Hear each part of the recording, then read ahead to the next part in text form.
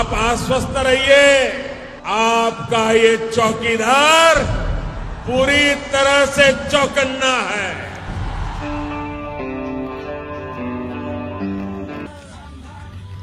এয়া সম্পূৰ্ণৰূপে আমাৰ কেন্দুকণা পুথিমৰী সাজু হৈ উঠিছে কালি নৰেন্দ্ৰ মোদীক আদৰিবৰ কাৰণে।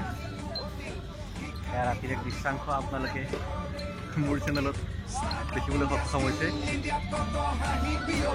এয়া বৃহত্তম এলেকা।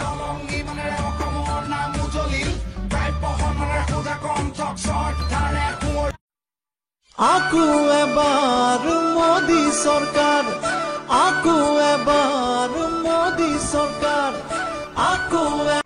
হাই ফ্ৰেণ্ডছ, আজি 11 এপ্ৰিল।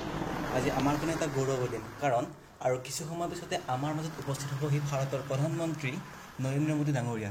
তেখেতক উষ্ম আদৰণি জনাবলৈ আমি অসমবাসী ৰাইজে আগ্ৰহেৰে ৰৈ আছোঁ। এয়া আমাৰ মাজত উপস্থিত হৈছেহি অসমৰ এজন প্ৰভাৱশালী মন্ত্ৰী ডক্টৰ হেমন্ত বিশ্ব শৰ্মা।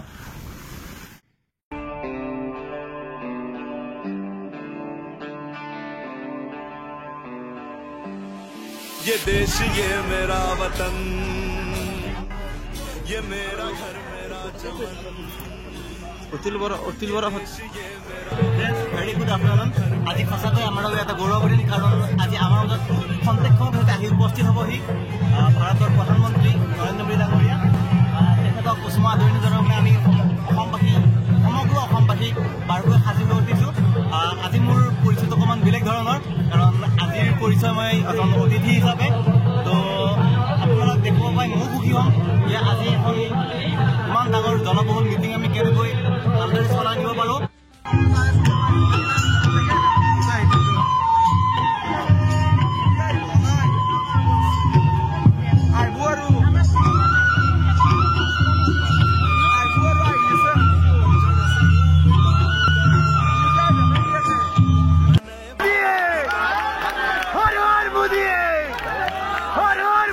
ইতিমধ্যে আমাৰ মাজত আহি উপস্থিত হৈছে, আজিৰ এই মঞ্চত আহি উপস্থিত হৈছে ভাৰতবৰ্ষৰ মাননীয় প্ৰধানমন্ত্ৰী, বিশ্ববৰেণ্য নেতা শ্ৰীযুত নৰেন্দ্ৰ মোদী ডাঙৰীয়া আমাৰ মাজত আহি উপস্থিত হৈছে।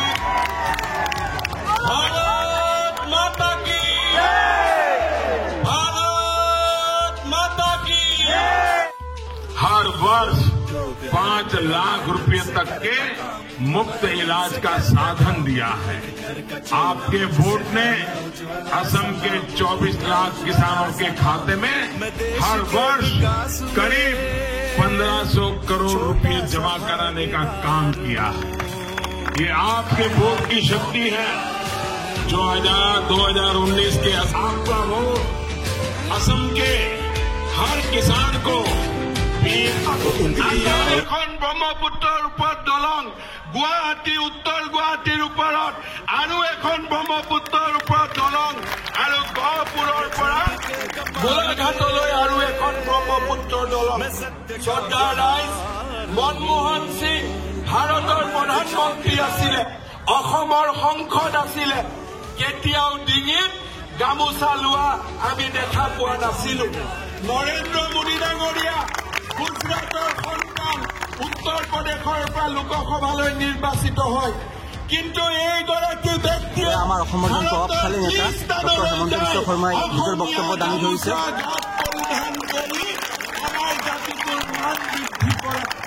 এইজন হৈছে অসমৰ একমাত্ৰ হিতৈষী প্ৰধানমন্ত্ৰী, আমি যাক আজি গৌৰৱেৰে আমাৰ মাজত পাইছো।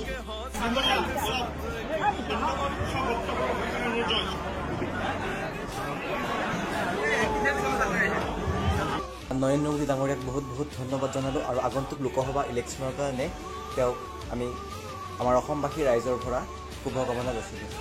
ধন্যবাদ।